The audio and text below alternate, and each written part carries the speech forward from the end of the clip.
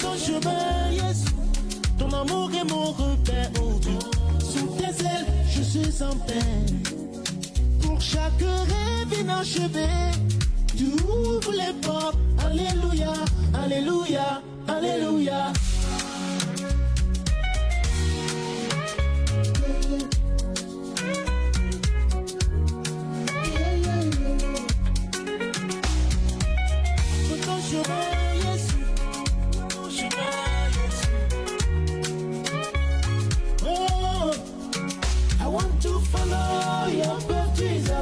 Ton amour est mon repère, oh Dieu.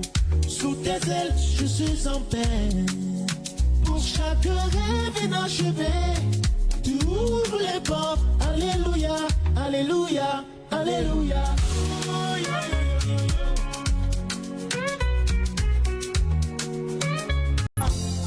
J'ai obéi à tout ce que tu m'as dit, mon Dieu. J'ai fait ma part, j'attends mon miracle. J'ai appliqué toutes tes lois. J'ai mis ta parole en pratique. Mon Dieu, j'ai fait ma part et j'attends mon miracle. Hey, j'attends mon miracle. Hey, j'attends mon miracle. Si tu as fait pour Salomon, tu as fait pour Isaac, tu as fait pour Daniel. Tu n'as pas changé, tu es toujours le même, tu es le Dieu de miracles. J'attends mon miracle. Hey, j'attends mon miracle. Je te suis depuis longtemps, je te sers depuis longtemps. Autour de moi les gens avancent, hey!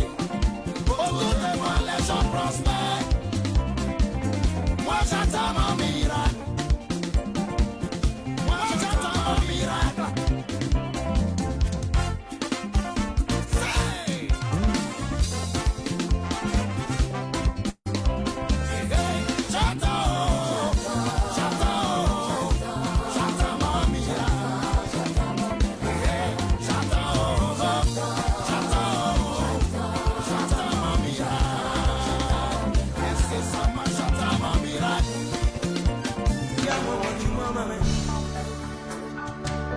J'ai besoin de ta présence. J'ai besoin de ton amour.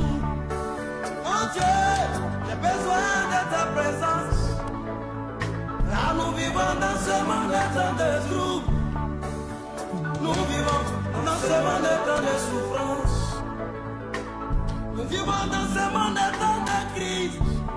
Sans ta présence, mon Dieu, où irons-nous?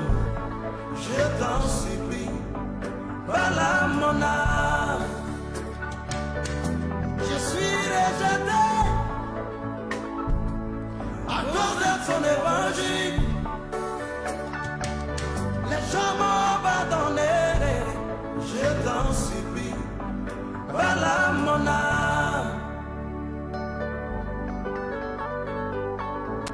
Je t'en supplie, voilà mon âme.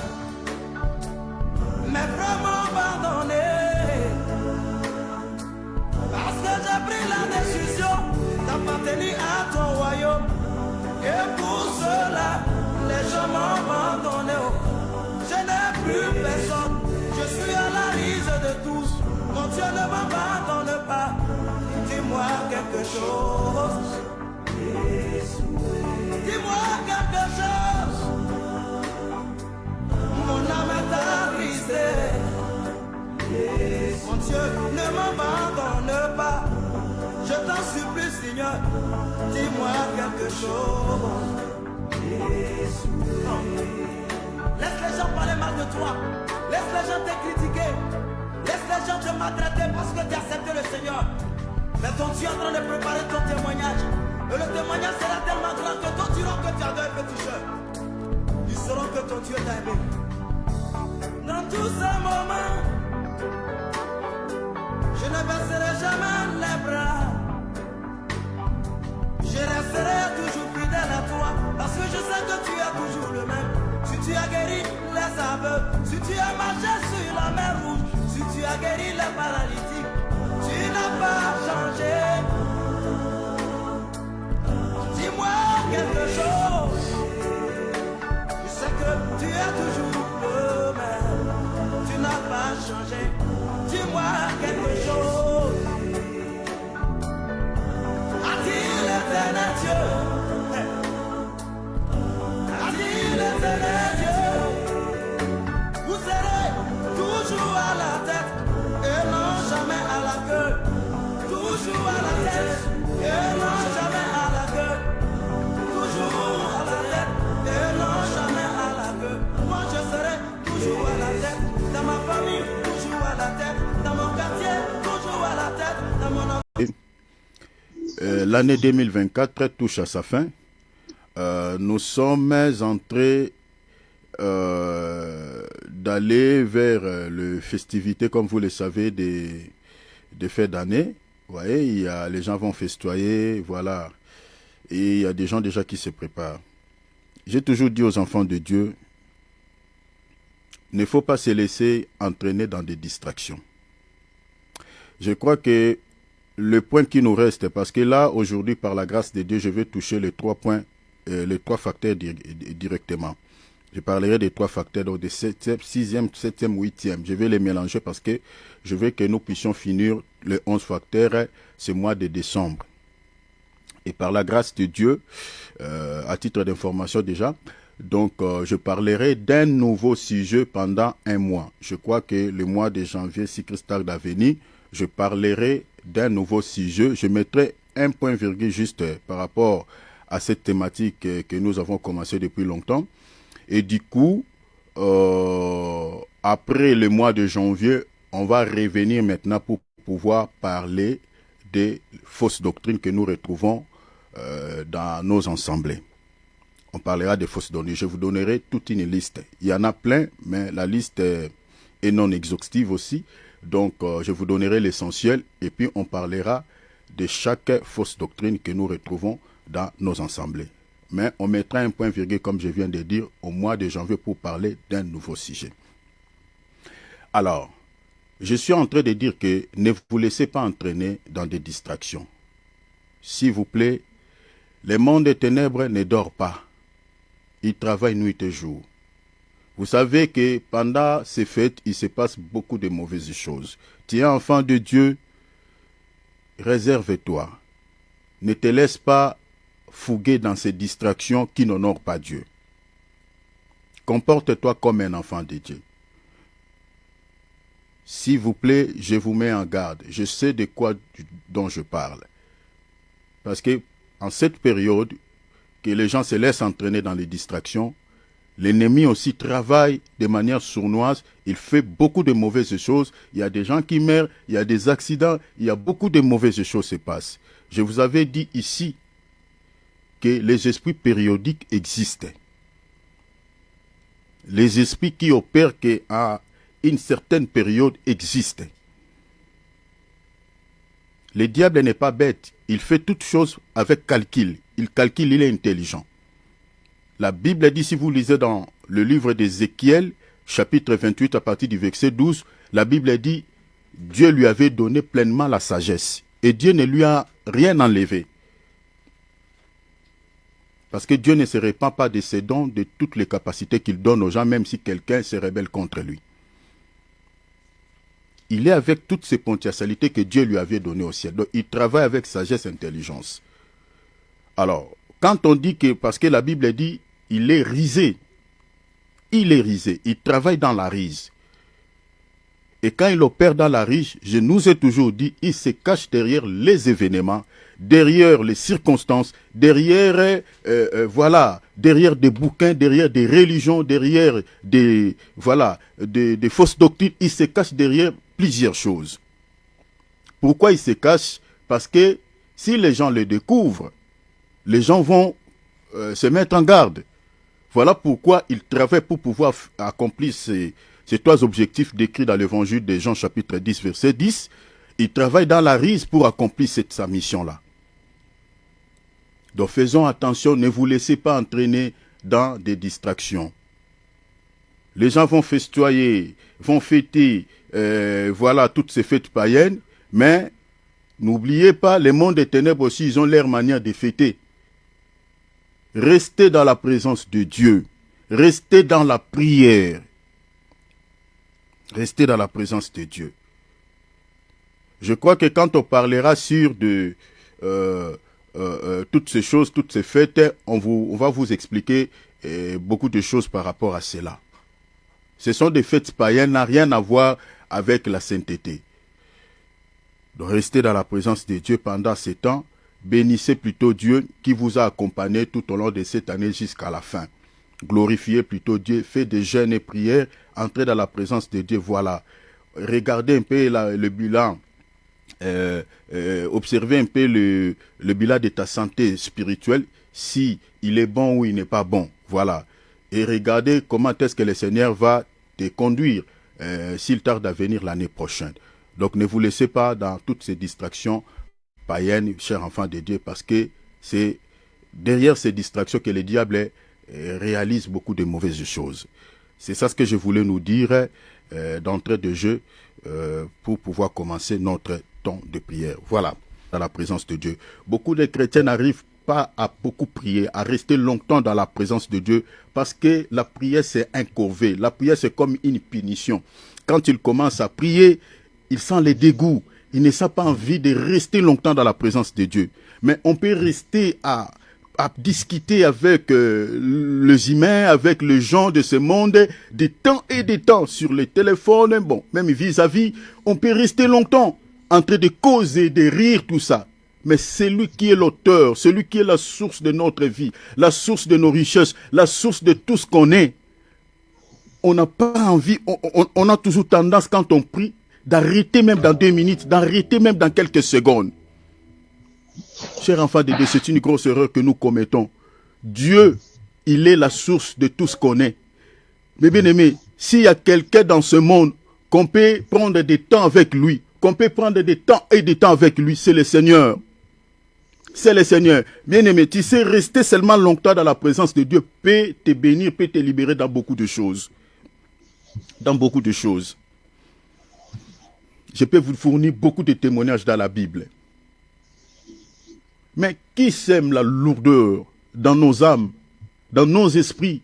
Quand on veut prier, on sent directement des fatigues. Il y a d'autres personnes, ils étaient sur la télé, en train de regarder des séries télévisées, en train de regarder je ne sais pas quoi. Ils ne faisaient pas de bail. Ils ne faisaient pas de bail. Ils étaient tranquilles. Il était souriant. Une fois qu'il commence à prier, une fois qu'il commence à dire un mot à Dieu, directement la fatigue est sortie. Directement, il commence à faire des bails. Merci Seigneur. Des fatigues. Bien aimé, ça c'est l'ennemi. Mais pourquoi tu ne faisais pas des bails quand tu étais devant ta télé? C'est seulement dans la présence de Dieu. La fatigue est sortie. Ça c'est l'ennemi. Cher enfant de Dieu, la prière, c'est la seule voie par laquelle Dieu peut entrer en contact avec nous. La prière, c'est la seule voie par laquelle le Seigneur peut nous bénir. La prière est la seule voie par laquelle Dieu peut te libérer des réclamations sataniques, voilà, de toutes les attaques de l'ennemi. Il n'y a pas d'autre ici. C'est par la voie de la prière. Tu veux vaincre sur le combat spirituel, dans le domaine spirituel, dans les combats spirituels, c'est par la prière. Tu veux être béni, c'est par la prière. Tu veux que Dieu puisse te libérer d'un souci qui s'accroche à ta vie, qui te dérange un peu. C'est par la prière.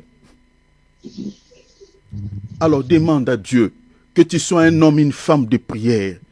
Que le Seigneur puisse te donner le goût. Quand tu commences à prier, tu sens envie, comme David dit, oh, mieux vaut un jour dans tes parvis, c'est-à-dire dans ta présence, dans ta prière, que 1000 jours passés ailleurs. Dieu ne récompense que ceux qui le cherchent. Celui qui ne le cherche pas ne le récompense pas. Hébreux chapitre 11, verset 6.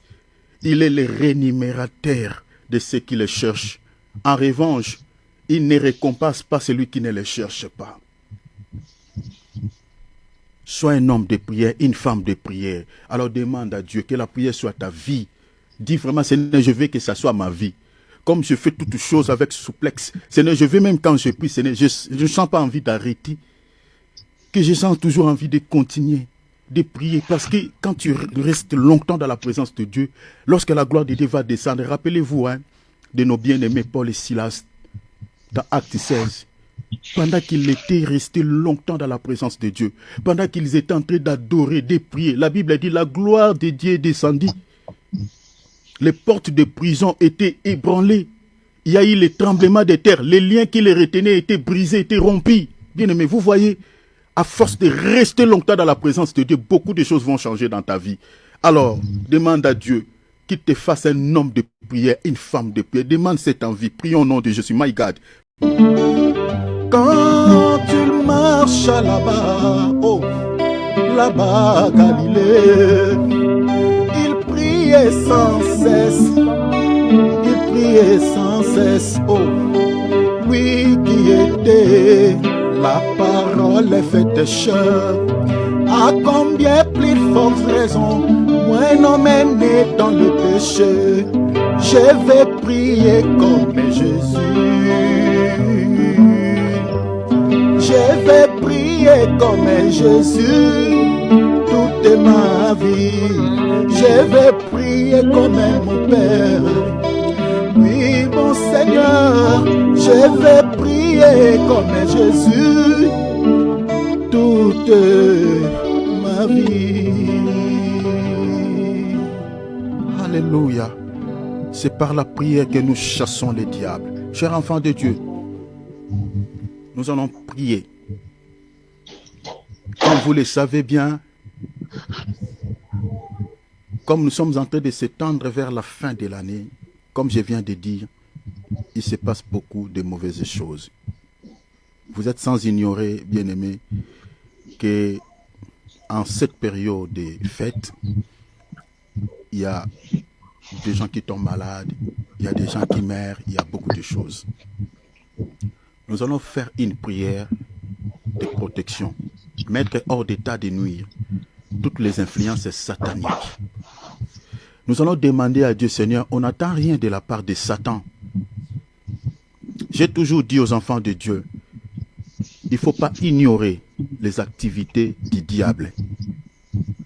Comme la Bible nous le dit dans l'épître aux Corinthiens, à partir du verset chapitre 2, verset 10 à 11. La Bible dit, nous n'ignorons pas les activités de l'ennemi et nous ne lui accordons pas l'avantage sur nous. Il ne faut jamais ignorer les desseins de l'ennemi. Il a des projets. Sur Internet, déjà sur la toile, j'ai vu des communiqués nécrologiques, comme je vous avais dit. Moi-même, j'étais dans la famille, on avait un deuil. Donc voilà. Chers enfants de Dieu, il faut prier. Il faut rester dans la présence de Dieu. La Bible dit, celui qui demeure sous l'abri du Très-Haut repose à l'ombre du Tout-Puissant. Demeurer sous l'abri du Très-Haut, c'est demeurer dans sa présence, dans la prière. Et là, l'ennemi ne t'atteindra pas. Dans la Bible nous parlait d'un animal qu'on appelle Dama. Cette petite exhortation va te permettre de bien prier. Cet animal qui s'appelle Dama, je suis dans Proverbes chapitre 30. La Bible dit, il est comparable à un peuple sans puissance. Ce peuple-là, c'est moi et toi. Et les Dama, il est vulnérable devant les lions. Les lions, lorsqu'ils voient Dama, ils ne l'épargnent pas. Ils les déchirent, ils les dévorent. Et les lions dont je parle ici, je parle de Satan. Je suis dans l'épître de 1 Pierre chapitre 5, verset 8. Il rôde comme un lion, cherchant qui il dévorera. Le lion est vulnérable devant les lions. Mais ce qui est bien avec Dama, qui est comparable à un peuple sans puissance, les Damas se cachent souvent. La Bible dit, il place sa demeure dans les rochers. Hein? Vous voyez déjà les rochers. 1 Corinthiens chapitre 10. Les rochers, c'est le Seigneur Jésus. Donc c'est Dama qui est comparable à un peuple sans puissance. Sachant que moi, Dama, je suis vulnérable devant les lions, et je ne peux pas être loin du rocher. Donc je ne peux pas placer ma maison, je ne sais pas où ma maison sera les rochers. Parce que si les lions s'attaquent à ma vie, les rochers vont me secourir, les rochers vont me protéger. Parce que vous savez, quand Dama entre dans les rochers, regardez même dans les documentaires, quand il entre dans les rochers, cher enfant de Dieu, même si les lions les poursuivaient, les lions ne vont pas casser les rochers pour pouvoir récupérer Dama. Et les rochers qui peuvent nous protéger en tant que Dama, peuple sans force, c'est le Seigneur Jésus-Christ. Mais il faut se cacher en lui. Il faut demeurer dans sa présence. Nous allons faire la prière. Nous allons mettre hors d'état de nuire toute force satanique contre nos vies. Et nous allons prier même pour nos membres de nos familles. Parce que s'il y a un souci qui touche aux membres de nos familles, ça nous touche indirectement. On sera affecté. Donc nous allons prier, demander à Jésus que nous puissions finir cette année 2024 dans la paix. Comme il nous a accompagnés depuis le mois de janvier jusqu'en ce mois de novembre, nous voulons terminer aussi le mois de décembre qui commence déjà demain dans la paix. Que le Seigneur, s'il tarde à venir, puisse nous introduire l'année prochaine dans la paix, en bonne santé, en forme, sans problème. S'il vous plaît, cher enfant de Dieu, élève le ton, élève la voix. Dis à Jésus que je n'attends rien de la part d'ennemis. Toutes les surprises désagréables, des mauvaises surprises, des maladies mystiques, des attaques sataniques. Rappelez-vous, pour terminer, je nous avais dit ici, les diables, pour pouvoir atteindre la vie d'une personne, ils utilisent plusieurs méthodes, mais parmi ces méthodes, il y a des méthodes où les diables se servent pour pouvoir s'attaquer à une personne. Ils utilisent les informations pour pouvoir localiser la vie de quelqu'un et savoir comment est-ce qu'il va empêcher cette personne de vivre soit le bonheur ou de tuer. Parce qu'il n'est pas omniprésent. Ils utilisent les informations. Le monde des ténèbres est fort dans ces côtés-là. Ils veulent savoir ce que les gens font. Dans nos familles, nous avons 1 ou 2, 3 sorciers qui travaillent pour les royaumes de Satan pour donner des informations de ce que nous faisons dans la vie. C'est par ces moyens que les diables détruisent la vie de plusieurs personnes, même dans nos familles. Autre méthode, deuxième méthode. Ils lancent des traits enflammés au hasard. Rappelez-vous dans le livre de 1 roi chapitre 22. Le roi Akab a connu la mort par une flèche qui était tirée au hasard. La flèche a percé son corps par les défauts de la cuirasse. Sa cuirasse n'était pas totalement fermée. Et vous savez que la cuirasse, c'est la justice. Ephésiens chapitre 6, c'est la justice. C'est-à-dire un chrétien qui demeure dans la justice est comparable à une arme de défense, une arme de protection. C'est-à-dire contre les traits enflammés de l'ennemi. Voilà pourquoi il faut demeurer dans une vie qui honore Dieu. Parce que le diable lance aussi ses traits enflammés au hasard. Les traits enflammés ici, ce n'est pas des flèches physiques, des paroles de malédiction. Jérémie chapitre 9, verset 3. Ils maudissent la nuit, ils maudissent. Psaume 91, la Bible dit, il y a des flèches qui volent le jour, qui volent la nuit. Tout celui qui n'a pas Jésus comme couverture peut être touché par des flèches qui sont lancées par l'ennemi au hasard, c'est-à-dire des paroles de malédiction. Voilà pourquoi vous allez remarquer les gens qui ne prient pas dans nos familles, il y a beaucoup de gens qui vivent des situations un peu très très compliquées. Il faut que vous puissiez comprendre, bien aimé, il faut que vous puissiez comprendre ces choses pour savoir bien prier. Alors là, nous allons prier, demander la protection divine, mettre hors d'état de nuit tous les plans de l'ennemi, renversons des autels qui sont battus, qui sont érigés, tout ce qui leur servent comme point de contact, photos, vêtements, voilà, ils récupèrent des fois des ustensiles qui leur permettent de pouvoir atteindre aussi la vie d'une personne. Les réseaux sociaux comme, voilà, nous l'avons là, Voilà, c'est bien, on se sert, mais on récupère aussi beaucoup de choses, de tout ce qui nous appartient, nos photos, voilà, des choses. Ils peuvent travailler, mais si tu es couvert par l'ombre du Tout-Puissant, tu ne seras jamais atteint. La Bible dit, 1000 tombent à ton côté, 10 000 à ta droite, tu ne seras jamais atteint.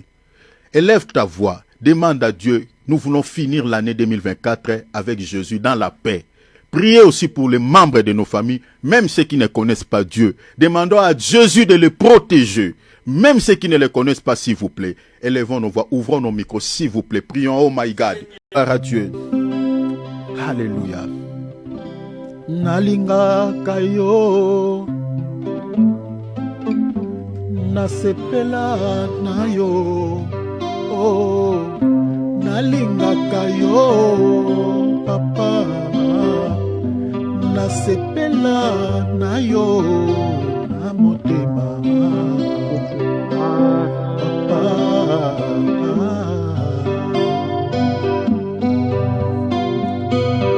Tokabwa na teo papa, totika na teo, tokabwa na teo shilo, totika na teo, ata na pasi,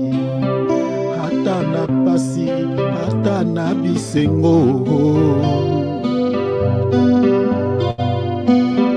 Nalinga kayo papa, nasepela na yo, nalinga kayo Jésus, nasepela na yo na motema papa.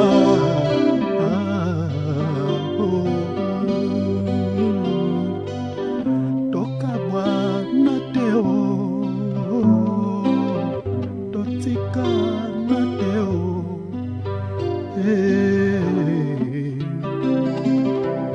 Alléluia. Sois béni, sois élevé, le Seigneur de gloire. Gloire à Dieu. Voilà. Aujourd'hui, chers enfants de Dieu, nous touchons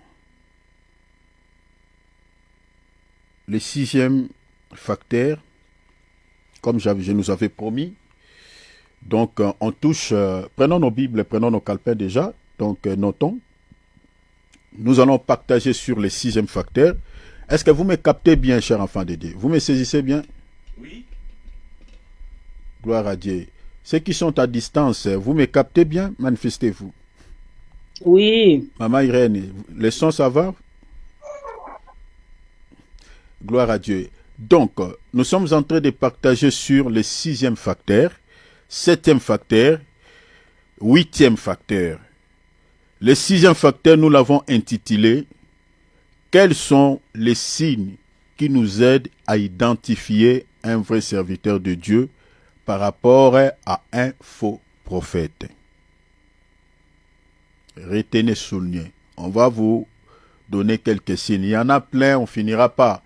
Mais déjà, la connaissance que vous êtes en train de recevoir par rapport au faux prophète vous aidera déjà à identifier un faux prophète. Hein? Quand un faux prophète se présente devant vous, donc vous aurez directement la connaissance de pouvoir les connaître. Quels sont les signes qui nous aident à identifier un vrai prophète, à identifier plutôt un vrai serviteur de Dieu par rapport à un faux prophète? Ça, c'est le 6e facteur. Nous allons aborder le 6e facteur aujourd'hui. 7e facteur, voici les signes palpables et les indices qui caractérisent les faux prophètes et à toucher à la magie. Donc nous allons aussi toucher, mélanger tous les facteurs. Nous allons le décortiquer tout au long de notre enseignement. 8e facteur, des pratiques non conformes à la sainte doctrine sont généralement des signes qui caractérisent les faux prophètes. Je réponds pour ceux qui écrivent. Des pratiques non conformes à la sainte doctrine sont généralement des signes qui caractérisent les faux prophètes. Nous allons aussi expliquer certaines pratiques. Il y en a beaucoup, mais on ne finira pas. certaines pratiques que vous trouvez peut-être normales, vous pensez que c'est divin, hein, c'est divine, alors qu'il n'y a rien à voir avec la parole de Dieu. Donc on va vous donner vous expliquer quelques pratiques que nous observons dans certaines assemblées dites chrétiennes qui n'ont rien à foutre avec la parole de Dieu. Alors, donc je vais parler du 6e facteur. En même temps, j'aborderai sur le 7e facteur et je traiterai également du 8e facteur. Donc je mélange tous les 3 facteurs pour pouvoir avancer, aller rapide. Alors, d'entrée de jeu déjà, prenons nos Bibles, lisons l'évangile de Matthieu chapitre 7, versets 15 à 20. Suivez-moi bien, très chers enfants de Dieu, s'il vous plaît. Matthieu chapitre 7, nous allons lire les versets 15 à 20. La Bible dit, « Gardez-vous des faux prophètes, ils viennent en vous en vêtements de brebis, mais au-dedans, ce sont de loups ravisseurs. » Donc, celui qui a commencé à dénoncer les faux prophètes, à parler sur les faux prophètes, ce n'est pas nous, ce n'est pas non plus les apôtres, mais c'est le Seigneur Jésus-Christ lui-même. Si on remonte même depuis la nuit des temps dans les Tanakh, c'est l'Éternel qui a commencé à parler au sujet des faux prophètes. Déjà dans Deutéronome 13, là-bas, le Seigneur parlait déjà des faux prophètes. Donc, c'est Dieu qui est le premier dénonciateur de ce genre. Donc, nous sommes en train de marcher seulement sur les traces de notre Dieu pour pouvoir aussi vous révéler voilà, des choses par rapport à ces gens. Donc, le Seigneur dit ici, gardez-vous, c'est-à-dire prenez garde, soyez prudents, il y a des faux prophètes au milieu de vous. Le Seigneur dit, comment est-ce qu'ils opèrent? Le Seigneur dit, il donne, hein, le Seigneur explique leur mode opératoire, il dit, ils viennent pas en vous, voilà, de manière, je peux dire claire, vous voyez?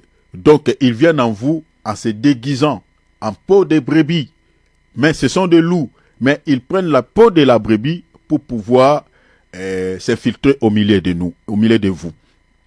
Alors, donc, comme nous sommes là, mes bien-aimés, dans nos assemblées, nous avons de ces gens qui sont au milieu de nous, mais déguisés. Vous voyez, déguisés en brebis, mais en réalité, ce sont des loups. Leurs objectifs, c'est de pouvoir dévorer la brebis. Vous savez que la vraie nourriture du loup, c'est la brebis.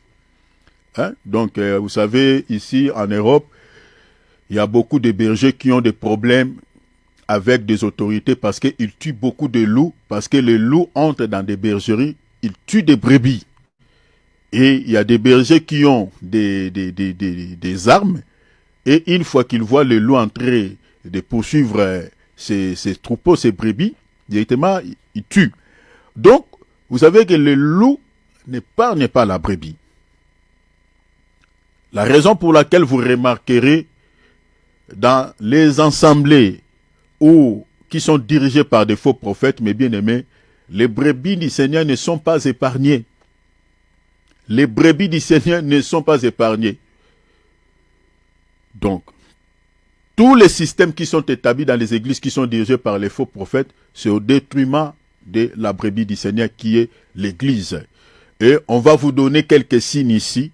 Comment est-ce que ces faux prophètes détruisent les brebis du Seigneur? Comment est-ce qu'ils dévorent la brebis du Seigneur? Par quel outil, par quel moyen, par quelle pratique ces gens utilisent, j'aimerais dire, pour pouvoir détruire ou dévorer la brebis du Seigneur. On va vous révéler quelques signes. Le Seigneur dit dans le verset 16, vous les reconnaîtrez à leurs fruits. Soulignez cela. Vous les reconnaîtrez à leurs fruits. Le fruit est un objet physique. Le fruit est un objet qu'on peut toucher, palpable. Donc, au fait, le langage du Seigneur ici était que vous les reconnaîtrez par des signes palpables, par des signes visibles. Donc, vous n'avez pas besoin de prier pour pouvoir identifier un faux prophète par rapport à un vrai prophète. Donc, c'est-à-dire les signes que ces gens-là vont, c'est-à-dire le Seigneur au fait dit, c'est-à-dire ils vont dégager, ils vont produire ou ils vont manifester des signes Et c'est par rapport à ces signes-là que vous aurez la connaissance des gens. Vous allez les identifier par rapport aux vrais prophètes. Donc le Seigneur dit, vous les reconnaîtrez à leurs fruits.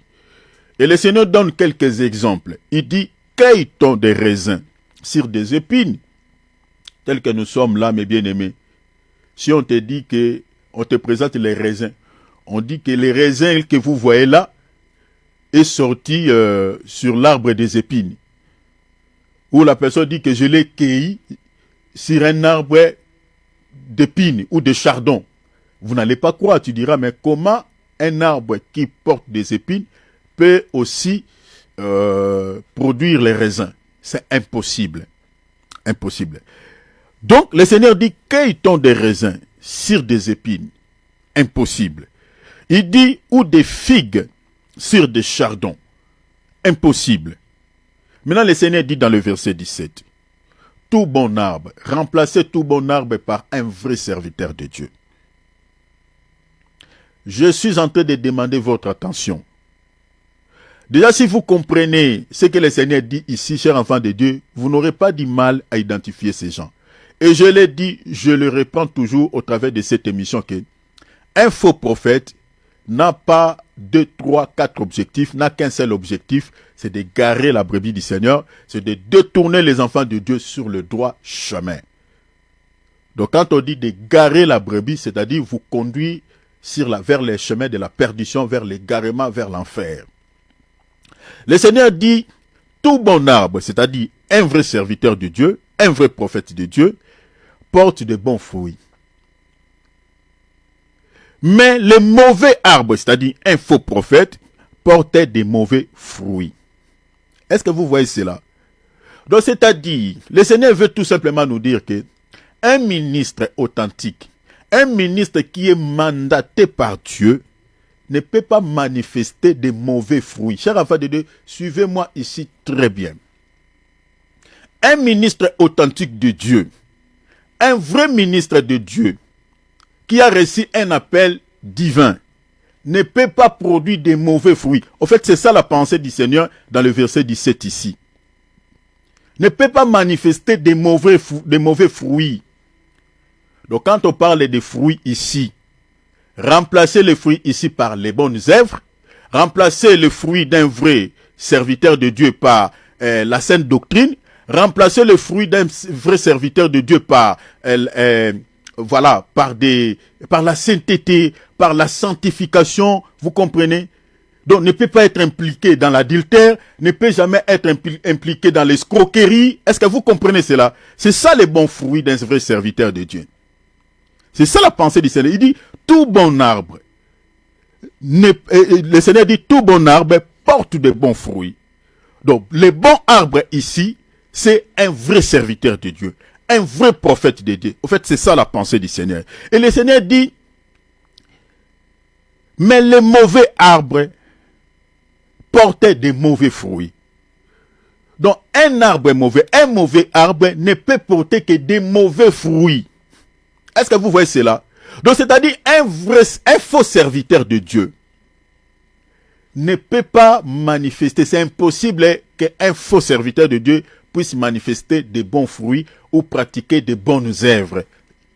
Impossible. C'est pour cela que vous allez entendre ces gens-là, ils font d'abord les mauvais fruits d'un faux serviteur de Dieu, c'est quoi? D'abord, sur le plan, je parle sur les péchés. Ces gens-là sont souvent impliqués dans beaucoup de péchés. Escroquerie, l'adultère, l'impudicité avec les fidèles de leurs assemblées. Entrez sur la toile, vous tomberez sur des vidéos où on a attrapé certains entre guillemets serviteurs de Dieu avec des femmes d'autrui, avec des enfants d'autrui dans les hôtels, tout ça. Ce genre de personnes, chers enfants de Dieu, vous n'allez pas nous dire que voilà, c'est un serviteur de Dieu, c'est la femme. Mais bien aimé, vous savez, il y a des péchés. Il est vrai que tout homme est faillible. Même un serviteur de Dieu peut avoir des faiblesses. Mais chers enfants de Dieu, il y a des faiblesses qu'on ne peut pas retrouver chez un serviteur de Dieu, comme l'impudicité. Jamais. Jamais. Montrez-moi dans la Bible, dans le Nouveau Testament, où on avait attrapé un apôtre ou un prophète de Dieu dans l'impudicité. un seul verset. Tous les apôtres de Jésus là, où on avait attrapé un serviteur de Dieu impliqué dans la dictée, il n'y en a pas. Étaient des hommes en chair et en os comme nous. Mais pourquoi seulement dans notre temps, où on attrape, on voit certains serviteurs de Dieu impliqués dans la dictée, dans l'impudicité, voilà, dans beaucoup de choses. C'est par là que nous comprenons que le Seigneur avait dit, tout mauvais arbre ne peut que porter de mauvais fruits. Ce genre de fruits approuve suffisamment que ces gens-là sont de mauvais arbres. Ce sont des gens qui ne sont pas mandatés par le Seigneur. Parce que j'avais dit ici, le premier appel que Dieu donne à tout celui qui a l'appel au ministère, ce n'est pas d'abord l'appel au ministère, au sacerdoce, mais c'est plutôt l'appel d'abord au salut. L'appel au salut. L'appel au salut consiste à se débarrasser d'abord de tous les péchés, c'est-à-dire de tout ce qui est les œuvres de la chair. Dieu ne peut pas établir quelqu'un sur ces gens et ne pas pouvoir délivrer cette personne-là. Libérer cette personne-là de toutes les faiblesses de la chair. C'est impossible. Impossible. Un serviteur de Dieu qui est impudique, cher enfant de Dieu, est-ce que Dieu ne savait pas que ce monsieur-là, que je suis en train d'établir sur mes enfants, c'est un impudique? Il faut que je commence d'abord à libérer cette personne de l'impudicité avant de le placer sur mes enfants. Est-ce que vous voyez cela? Donc, ça c'est parmi les signes que je vous ai dit que quand vous entendez un serviteur de Dieu impliqué dans l'impudicité, dans l'adultère, dans l'escroquerie, dans tout ce que vous connaissez comme mal, péché, cher enfant de Dieu, ne vous posez pas 3-4 questions. C'est un mauvais arbre. Cette personne-là n'est pas mandatée par le Seigneur. N'est pas mandatée. Et surtout, une fois peut-être on peut comprendre, on ne sait pas dans quelles circonstances peut-être l'homme de Dieu est tombé dans l'adultère ou dans l'impudicité ou dans, voilà, on vérifie les informations. Bon, peut-être une fois on peut comprendre. Mais, si c'est sa vie, cher enfant de Dieu, ne vous posez pas 2, 3, 4 questions. Comme on voit aujourd'hui là, bien aimé. Je connais beaucoup, je peux vous citer ici, mais bien aimé, beaucoup. Comment ça en Europe, jusqu'en Afrique, je connais pas mal de serviteurs de Dieu impliqués dans des bêtises. Beaucoup. Et ils continuent à diriger les églises. Hein. Vous comprenez? Ça, ce sont des signes. Si vous lisez par exemple dans 2 Pierre, je crois, chapitre 2, à partir du verset, je crois, lisez à partir du verset 1er, hein, vous lisez jusqu'au verset 3, vous sautez, vous lisez, je crois, les versets 9 ou 10. L'apôtre Paul nous donne quelques signes pour pouvoir reconnaître les faux prophètes. Et parmi les signes que l'apôtre Pierre nous donne, il y a l'adultère, l'impudicité, il y a les mensonges, il y a aussi quoi? Voilà, la cupidité. Attends, on va vous lire, parce que nous sommes en train de parler sur les signes qui caractérisent les faux prophètes. Le Seigneur dit, vous les reconnaîtrez à leurs fruits. À leurs fruits. 2 Pierre chapitre, prenons 2 Pierre, hein. Prenons 2 Pierre, on va lire le verset, chapitre 2e, on va lire le verset 1er. Regardez ce que Pierre dit. Il y a parmi le peuple de faux prophètes, et il y aura de même parmi vous de faux docteurs. Je saute. Je prends directement le verset 3. Par cupidité. Est-ce que vous voyez cela? Donc, on parle des faux prophètes, et l'apôtre Pierre dit quoi? Ce sont des gens cupides. Je saute. Je prends le verset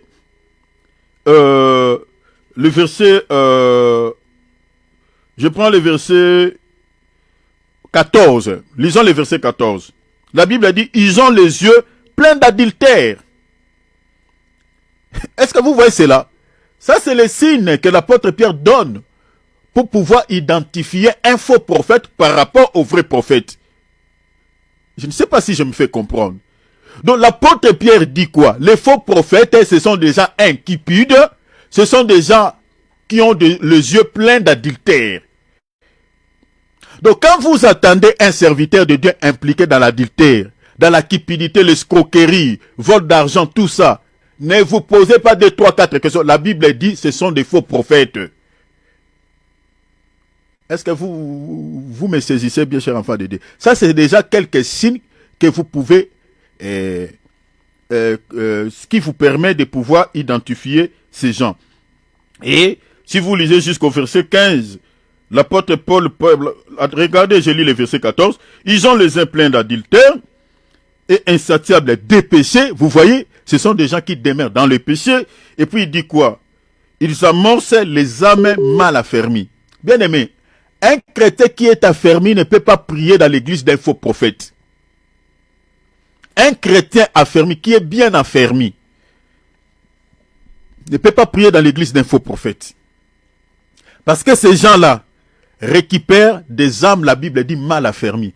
C'est pour cela que nous sommes en train, bien aimé, pour que vous soyez affermis dans les choses de Dieu, il faut écouter plus les enseignements, et des vrais enseignements, comme nous sommes en train de faire là. Mais malheureusement, les chrétiens que nous avons aujourd'hui aiment seulement le moment de la prière, aiment seulement l'onction, la puissance, et des chrétiens n'aiment pas les enseignements.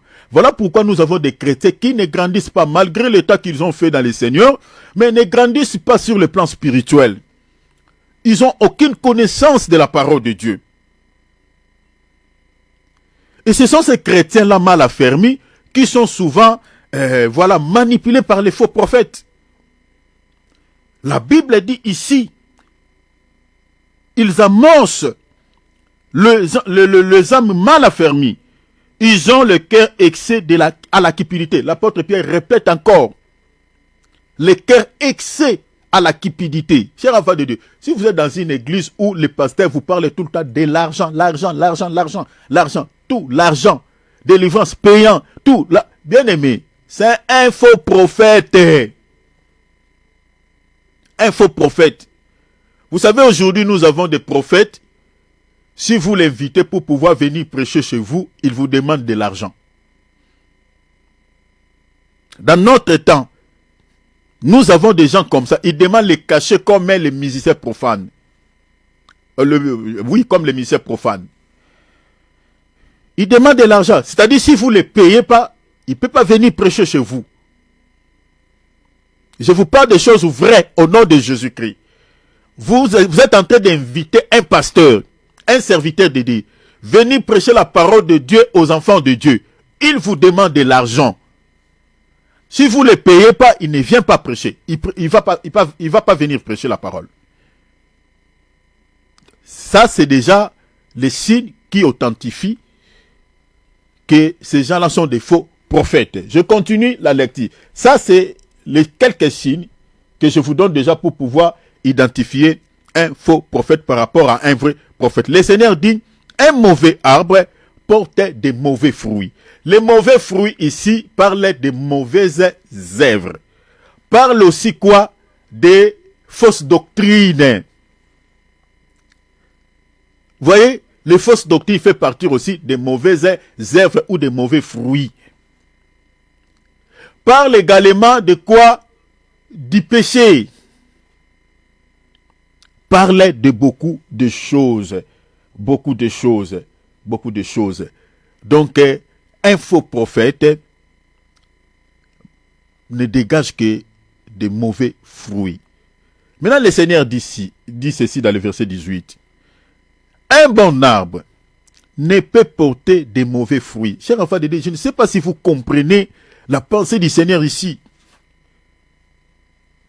Donc, remplacer l'arbre par les serviteurs de Dieu. Le Seigneur dit, c'est impossible.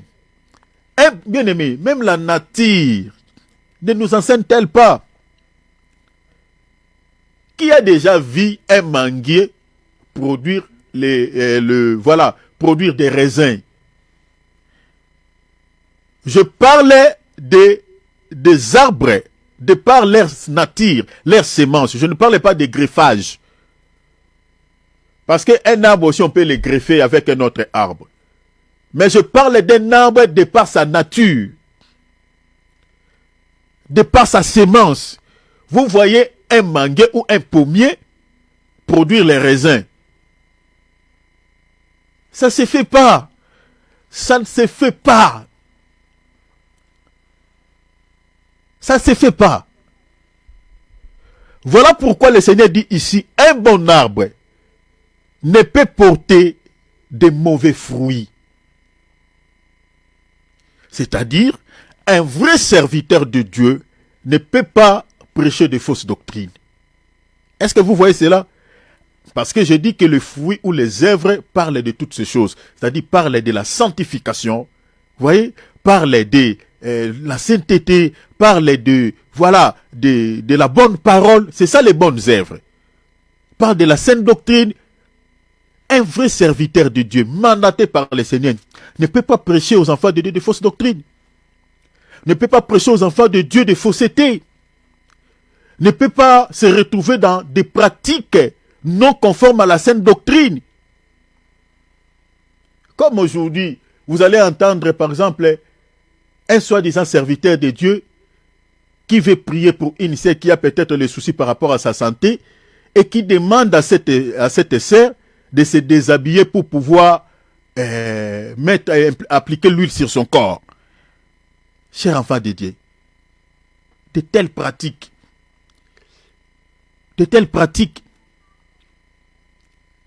et beaucoup de sœurs sont abusées par certains serviteurs comme ça. Oh non, voilà, comme tu as les soucis de santé, tu as ces problèmes, il faut que j'applique l'huile sur ton corps.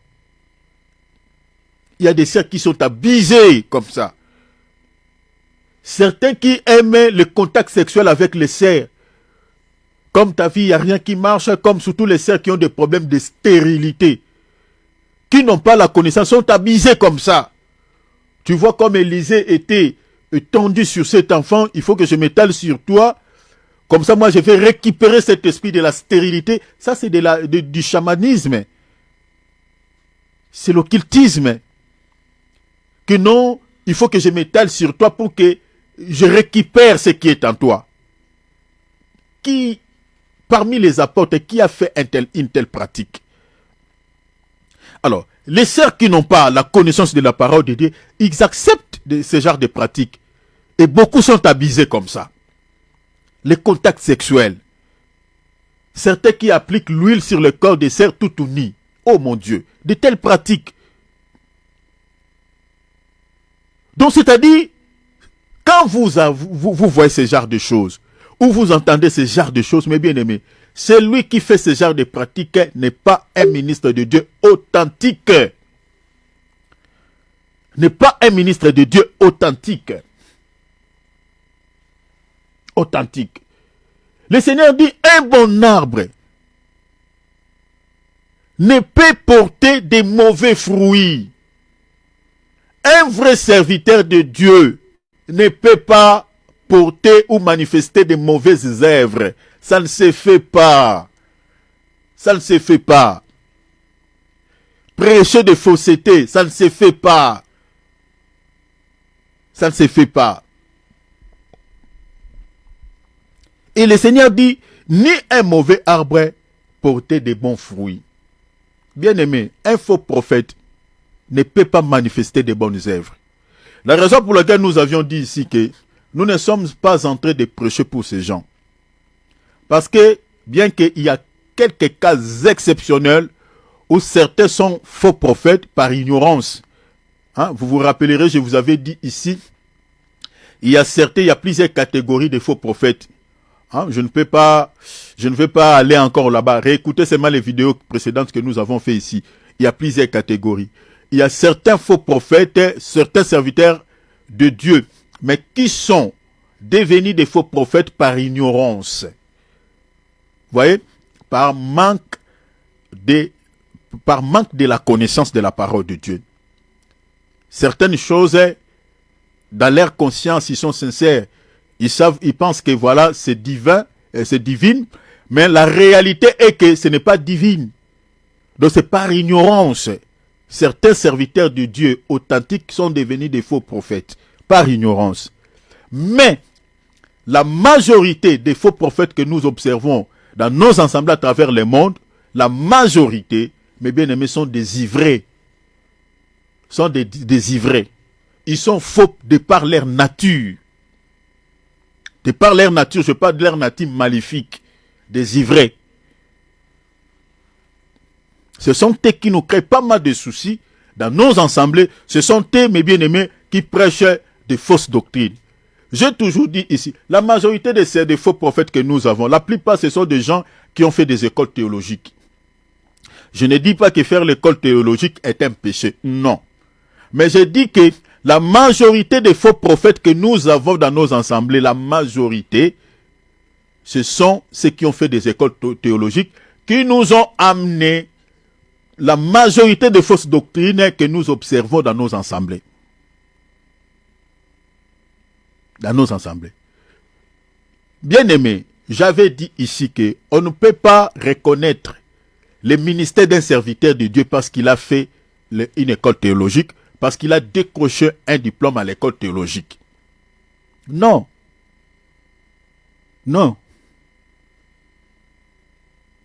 Dans la Bible, pour reconnaître le ministère d'un serviteur de Dieu, j'avais dit ici, il y a des possibilités que la Bible nous donne. D'abord, il faut prier, jeûner et prier, selon Acte 13.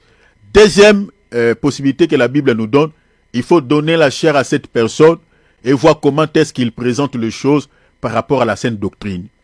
Comme on avait fait avec Paul et Barnabas. C'est ces deux possibilités que la Bible nous donne. Ce n'est pas de pouvoir aller faire une école. Oui, on peut aller faire l'école théologique pour avoir la connaissance, ajouter la connaissance. Mais ce n'est pas pour devenir serviteur de Dieu. Non. Le ministère, c'est un appel divin. Il faut que tu sois appelé. Alors, la majorité, ce sont eux qui ont fait ces écoles, qui sont devenus ministres de Dieu, et non par l'appel divin, mais parce qu'ils ont fait des écoles. Et ce sont ces gens-là qui nous ont amené beaucoup de fausses doctrines que nous avons. Alors, au-delà de cela, il y a d'autres aussi qui n'ont pas fait des écoles théologiques, mais qui se sont s'autoproclamés eux-mêmes ministres de Dieu. Certains étaient des marabouts dans le monde, étaient des féticheurs dans le monde, et bon, comme ils trouvent que voilà, peut-être les gens ne viennent plus, il n'y a plus de clients, mais se sont mis maintenant en peau de brebis, sont devenus eux-mêmes des ministres de Dieu. Ils commencent à prêcher de fausseté et réaliser des miracles mensongers. Donc, voilà, chers enfants de Dieu. Alors, si vous n'avez pas la connaissance de la parole de Dieu, donc, vous allez, considérer tout celui qui confesse Jésus, ministre de Dieu, prophète de Dieu. Bien aimés, faisons attention. Le Seigneur a dit, ce n'est pas tout ce qui dit Seigneur, Seigneur qui entreront.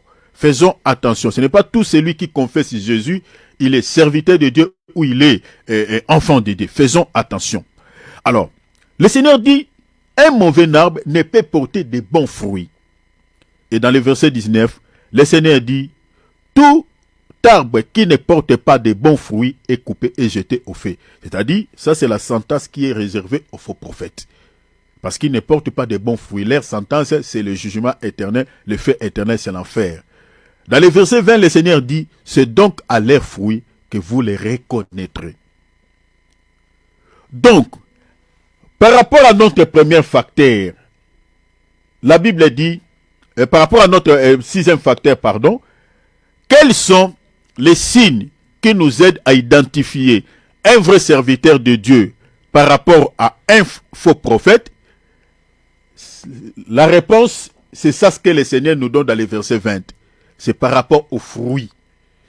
Si vous voulez identifier un vrai serviteur de Dieu par rapport à un faux prophète, regardez seulement le fruit. Et le fruit, je dis ici, ce n'est pas autre chose si ce n'est que leurs œuvres. Regardez l'enseignement qu'ils donnent, regardez la vie de cet homme de Dieu, regardez tout ça.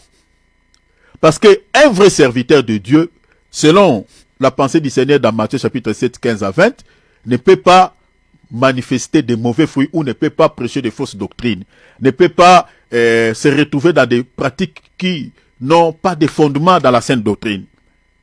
Est-ce que vous voyez? Donc ne peut que dégager de bons fruits, c'est-à-dire prêcher la bonne parole, prêcher, donner des bons enseignements, voilà, manifester des bons fruits, manifester la vie de sainteté. Est-ce que vous voyez cela? C'est ça. Donc c'est-à-dire, un vrai serviteur de Dieu ne peut pas être impliqué dans l'adultère, dans l'impudicité, dans ces histoires. Aujourd'hui, dans notre temps, on entend beaucoup, surtout notre génération, beaucoup de jeunes serviteurs être impliqués dans beaucoup de péchés, mais bien aimés, voilà, qui scandalisent l'Église. Donc, faisons attention. Faisons attention. Alors, face à un serviteur de Dieu qui prêche la parole ou manifeste des dons, des révélations et des puissances, comment discerner si les fruits sont bons ou mauvais? Notez cette question dans vos calepins, s'il vous plaît. Je dis ceci. Face à un serviteur de Dieu qui prêche la parole ou manifeste des dons, des révélations et des puissances, comment discerner si les fruits sont bons ou mauvais? Parce que c'est une question qui peut se retrouver dans votre esprit. Maintenant, comment on peut discerner que ces fruits sont bons, ces fruits sont mauvais, si un serviteur de Dieu se présente devant moi, ou un serviteur de Dieu qui nous prêche la parole, comment on peut discerner que ces fruits sont bons ou sont mauvais? La réponse se trouve dans 1 Thessaloniciens chapitre 5, versets 21 à 22. La réponse par rapport à cette question. La Bible dit, l'apôtre Paul dit, mais examinez toutes choses. C'est ça la réponse.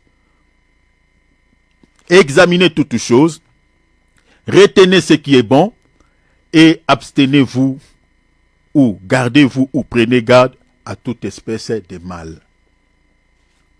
Donc, pour pouvoir retirer ce qui est bon, ou de pouvoir s'abstenir de toute espèce de mal, l'apôtre Paul nous donne un outil, il dit, il faut examiner. Est-ce que vous voyez cela? Il faut examiner. Si vous n'examinez pas les œuvres d'un serviteur de Dieu qui se présente devant vous, qui vous prêche la parole, vous n'examinez pas ses œuvres, vous n'examinez pas ses actions. Vous gobez tout ce qu'il vous prêche. Vous acceptez tout ce qu'il fait comme pratique sans examiner, chers enfants de Dieu. Vous pouvez être en face d'un faux prophète qui vous prêche des choses qui va vous conduire tout droit en enfer, qui ne va pas vous communiquer la vie. Bien aimé, on ne joue pas avec les salis. Jésus avait payé sa vie pour pouvoir nous racheter. Jésus a tant souffert à la croix de Golgotha pour nous sauver. Et il a dit dans Matthieu chapitre 26, versets 40 à 41, il dit, veillez et priez afin que vous ne tombiez pas dans la tentation. Chers enfants de Dieu, le Seigneur nous demande d'être des sentinelles de nos âmes. Il nous demande d'être des sentinelles de nos vies. Un chrétien qui ne veille pas sur son âme, lorsqu'un faux prophète se présentera devant lui, il ne résistera pas, il chutera. Parce que le Seigneur dit, si vous n'êtes pas vigilant, quand le tentateur se présentera, vous allez tomber. Veillez et priez afin que vous ne tombiez pas. Donc, l'apôtre Paul nous dit, il faut examiner toutes choses. Après avoir examiné toutes choses, l'apôtre Paul dit, maintenant regardez ce qui est bon. Récupérez ce qui est bon, retirez ce qui est bon et abstenez-vous de toute espèce de mal. C'est-à-dire quand un serviteur de Dieu vous prêche la parole, mais bien aimé, examinez. Examinez si ce qu'il vous dit au sujet de la parole, on les retrouve aussi chez les apôtres, parce que c'est les apôtres qui nous ont légué les enseignements bibliques, qui nous ont enseignés. C'est-à-dire l'église est bâtie sur les fondements des apôtres. Donc c'est-à-dire tel que nous sommes là, nous bâtissons, nous sommes en train de lever cet édifice que j'explique, l'église corps mystique de Jésus-Christ, sur les fondements qui a été déjà jeté par les apôtres. voyez, il n'y a pas un autre fondement. Les fondements dont je parle ici, je parle des enseignements, de la doctrine, des doctrines que les apôtres nous ont léguées. Donc, si on voit le prédicateur qui se présente devant nous, qui nous prêche la parole, et que son enseignement ne cadre pas avec la doctrine des apôtres, chers enfants de Dieu, l'apôtre Paul dit quoi? S'abstenez-vous de toute espèce de mal. N'acceptez pas cet enseignement-là. Ne croyez pas à un tel enseignement. Parce que si vous croyez à un tel enseignement, c'est votre salut qui est en jeu. Est-ce que vous voyez cela? C'est votre salut. L'apôtre Paul dit, examinez toutes choses. Retenez ce qui est bon. Mais abstenez-vous, gardez-vous de toute espèce de mal. Maintenant, comment pouvons-nous examiner? Chers enfants de Dieu, les scanners spirituels qui nous aident à examiner toutes choses, qu'elles soient bonnes ou mauvaises, c'est les Écritures. Je dis ceci. Les scanners spirituels qui nous permettent d'examiner toutes choses bonnes et toutes choses mauvaises, c'est les Écritures, c'est la Bible. C'est la Bible. En dehors de la Bible, il n'y en a pas d'autres références. Il n'y en a pas. C'est la Bible nous permet de distinguer un vrai serviteur de Dieu d'un faux prophète. C'est la Bible celle qui nous aide à faire la distinction entre la sainte doctrine et les fausses doctrines. C'est la Bible. C'est la Bible. Lisons Actes des Apôtres chapitre 17, verset 11. Le juif qui avait des sentiments plus nobles que ceux de Thessalonique, ils reçurent la parole avec beaucoup d'empressement. Beaucoup d'empressement. Vous voyez, remarquez, la Bible dit, ils reçurent la parole avec beaucoup d'empressement. Ils examinaient. Est-ce que vous voyez cela? Ils examinaient chaque jour. La Bible ne dit pas un jour à un autre, mais chaque jour. Ils examinaient chaque jour quoi? Les Écritures. Vous voyez que ces chrétiens ici respectaient ce que Dieu avait dit dans Josué chapitre 1 verset 8. Que ce livre de la loi ne s'éloigne point de ta bouche, médite-le quoi? Jour et nuit, vous voyez, pour agir fidèlement, selon tout ce qui est écrit, c'est alors que tu réussiras, tu auras du succès dans toutes tes entreprises. Les Béréens respectaient cette écriture-là, Josué 1, 8. Sauf que les chrétiens que nous avons aujourd'hui ne respectent pas ce que Dieu a dit dans Josué chapitre 1, verset 8. Les chrétiens ont du mal à méditer la parole. Les chrétiens ont du mal à examiner ce qu'ils écoutent comme enseignement à la lumière des Écritures. Les chrétiens de cette église n'étaient pas comme les chrétiens que nous avons aujourd'hui. La Bible dit les Béréens, les chrétiens de l'église de Thessalonique, ils ont reçu la parole avec beaucoup d'empressement. Mais la Bible dit, ils ne s'étaient pas limités là-bas. Ils ont reçu la parole, ils ont reçu les hommes de Dieu qui leur prêchaient la parole. Mais ils étaient vigilants. Ils étaient vigilants. Ils ne disaient pas des amens qui n'ont pas de place comme aujourd'hui nous observons dans nos assemblées. Même quand un pasteur vous raconte une histoire bidon, vous voyez les chrétiens avec le dit amen. On ne dit pas amen comme ça. On dit amen à la parole de Dieu. Si c'est que l'homme de Dieu dit est authentique à la lumière des Écritures. C'est ainsi on dit amen. Quand on voit Jésus-Christ dans les Écritures, on peut crier amen. Parce que amen c'est Jésus. C'est l'Apocalypse chapitre 2. L'amen c'est lui. Quand on voit Jésus passer dans les Écritures, on peut crier amen. Parce qu'on l'a vu. Mais regardez les amens que nous attendons dans nos assemblées là. Le pasteur est en train de dire quelque chose qui n'a rien à voir avec la parole de Dieu. Mais vous entendez des amens. Mais vous dites amen pourquoi? Ils ont reçu la parole avec empressement. Beaucoup d'empressement. La Bible dit, ils veillaient, ils examinaient. La Bible dit chaque jour les Écritures. Pourquoi? La Bible dit, pour voir si ce qu'on leur disait était exact. Oh mon Dieu. Vous savez, chaque jour quand je lis ces passages, chaque fois quand je les lis, ça, je sens beaucoup de soucis dans mon cœur. Parce que aujourd'hui, nous n'avons pas de chrétiens comme ces chrétiens de l'église de Thessalonique. Les chrétiens que nous avons aujourd'hui, ils n'examinent pas. Ils n'examinent pas. Ils ne méditent pas. Ils ne vérifient rien. Nous avons des chrétiens sentimentaux qui gobent tout, qui acceptent tout. On leur dit des choses qui n'ont rien à foutre avec les Écritures. Ils croient, ils disent des amens. Ces chrétiens n'étaient pas comme ça. La Bible dit, ils examinaient chaque jour les Écritures. Josué 1:8, médite le jour et nuit. Et ils étaient comme ça. Les Écritures, la Bible dit, pour voir si ce qu'on leur disait, si ce que cet homme de Dieu qui les prêchait la parole, ce qu'il disait était vrai, était exact. Bien-aimés, si vous êtes comme ces chrétiens de l'église de Thessalonique, c'est difficile pour que vous puissiez tomber sur le panneau d'un faux prophète. C'est difficile. Quand un faux prophète se présentera devant vous, vous aurez directement la connaissance de pouvoir comprendre que celui-ci c'est un faux prophète.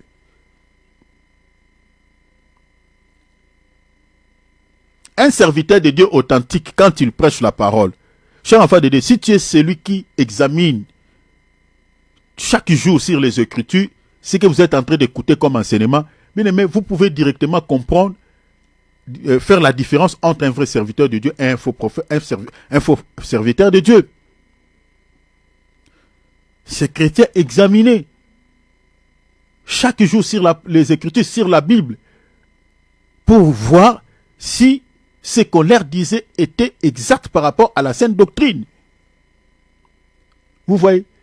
Donc, la question par rapport, la réponse par rapport à cette question, par rapport à cette question que nous avons posée ici,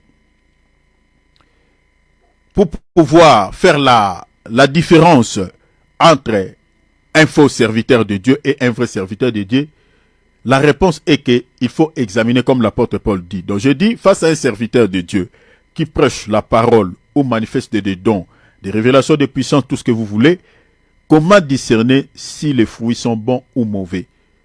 Pour pouvoir discerner le fruit d'un serviteur de Dieu qui vous prêche la parole, si il est bon ou mauvais, l'apôtre Paul nous dit, selon 1 Thessaloniciens chapitre 5, versets 21 à 22, l'apôtre Paul nous dit d'examiner toutes choses. Après avoir examiné toutes choses, l'apôtre Paul dit, c'est en ce moment-là, vous allez maintenant retenir ce qui est bon et de s'abstenir de ce qui est de toute espèce de mal. Et j'ai ajouté encore Actes des Apôtres, chapitre 17, verset 11. La Bible nous dit que les chrétiens de Thessalonique examinaient toutes choses dans les Écritures. La Bible nous donne la raison pour laquelle ils examinaient. La Bible dit c'était pour voir si ce qu'on leur disait était exact par rapport aux Écritures. Chers enfants de Dieu, si vous n'avez pas la connaissance de la parole de Dieu, vous n'avez pas la connaissance de la Bible, vous n'avez pas la connaissance des Écritures, chers enfants de Dieu, je ne sais par quel bâton magique vous pouvez connaître un faux prophète. Il n'y en a pas d'autre moyen. Il n'y en a pas. Le rôle même de 5 ministères que Dieu a établi dans l'Église, c'est celui-là. Parce que le but que Dieu a établi les 5 ministères dans l'Église, c'est pour pouvoir aider les enfants de Dieu à pouvoir aussi avoir la connaissance de ces gens, de ces faux prophètes. Regardez, je vais vous lire ça. Parce que si vous ne méditez pas la parole, vous n'avez pas la connaissance des Écritures, vous aurez du mal à identifier un faux prophète. Vous aurez du mal. Vous n'allez pas le connaître. Donc, ça c'est capital. Donc, il faut chercher la connaissance. Il faut lire la parole. Il faut lire la Bible. Regardez, je suis dans l'épître aux Éphésiens, chapitre 4.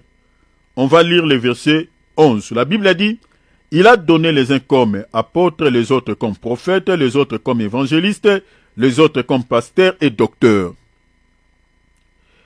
La Bible nous donne maintenant les raisons pour lesquelles le Seigneur a établi les 5 dons ministères dans l'Église. La Bible nous dit, pour le perfectionnement des saints en vue de l'œuvre du ministère et de l'édification des corps de Christ. Donc le premier objectif que le Seigneur a établi, pour lequel le Seigneur a établi ces 5 dons ministériels dans l'Église, c'est ce que nous venons de lire dans le verset 12. Pour le perfectionnement des saints en vue de l'œuvre du ministère et de l'édification du corps de Christ. Maintenant, la Bible nous donne d'autres détails par rapport à cela. Dans le verset 13, la Bible dit, jusqu'à ce que nous soyons parvenus à l'unité de la foi et de la connaissance du Fils de Dieu, à l'état d'homme fait à la mesure statue parfaite de Christ. Ça, c'est quelques objectifs pour lesquels le Seigneur a établi ces 5 dons ministériels dans l'Église. Mais dans le verset 14, la Bible dit quoi?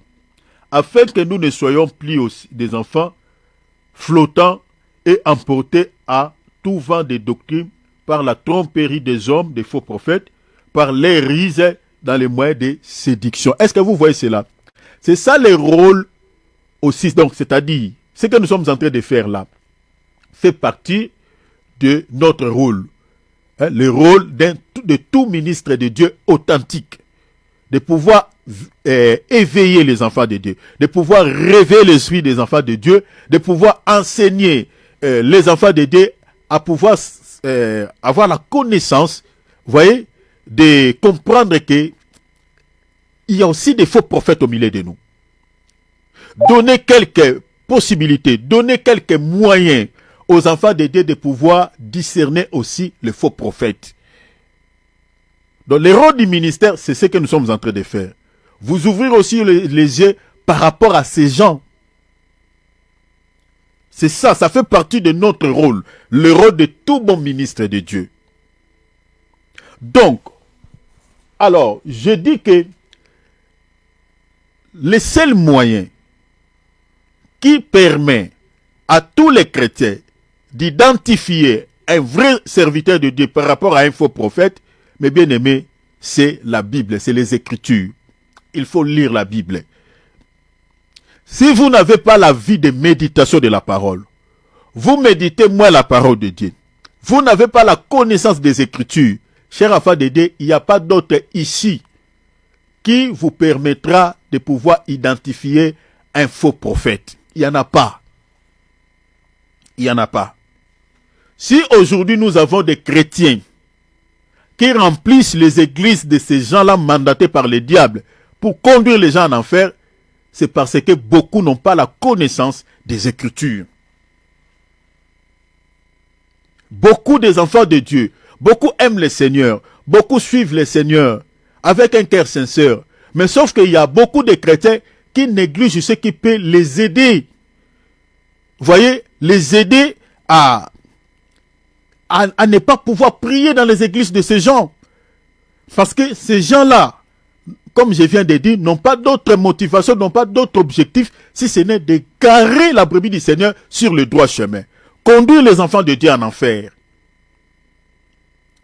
Tous les miracles qu'ils réalisent, toutes les prophéties qu'ils donnent, selon la Bible, n'est pas si autre chose si ce n'est que la séduction pour égarer la tromperie de l'ennemi pour séduire les enfants de Dieu, d'égarer les enfants de Dieu sur le droit chemin. Conduire les enfants de Dieu vers la grande route qui conduit en enfer. Rappelez-vous, dans Matthieu chapitre 13, verset 13, lisez aussi 14, nous avons deux chemins, la porte étroite et le chemin qui mène vers le salut. Mais la Bible dit qu'il y a peu de gens qui le trouvent. Mais large est la grande route. La Bible dit qu'il y a beaucoup qui entrent par là, mais c'est le chemin qui mène à la perdition. Chers enfants de Dieu, les églises des faux prophètes sont remplies de gens. Remplies de gens. Et il y a beaucoup des âmes qui partent en enfer, qui sont conduits en enfer. Faisons attention. Faisons attention. Chers enfants de Dieu, soyez la sentinelle de votre âme. Méditez la Bible, chers enfants de Dieu. Quand le Seigneur dit dans Josué 1:8 que ces livres de la loi ne s'éloignent point de ta bouche. J'aimerais lire même dans la traduction française courante. La Bible dit, répétez sans cesse les enseignements du livre de la loi. Vous voyez cela? Répétez sans cesse quoi? Les enseignements du livre de la loi, c'est-à-dire la Bible. La Bible dit, médite-le jour et nuit. Afin quoi? Afin d'y obéir. D'y obéir, obéir. Et d'appliquer tout ce qui est écrit. Vous voyez, obéir à ce que tu médites. Obéir aux enseignements de la Bible. Et de les mettre en application. La Bible dit quoi? Car alors tu auras du succès dans tes entreprises, alors que tu réussiras.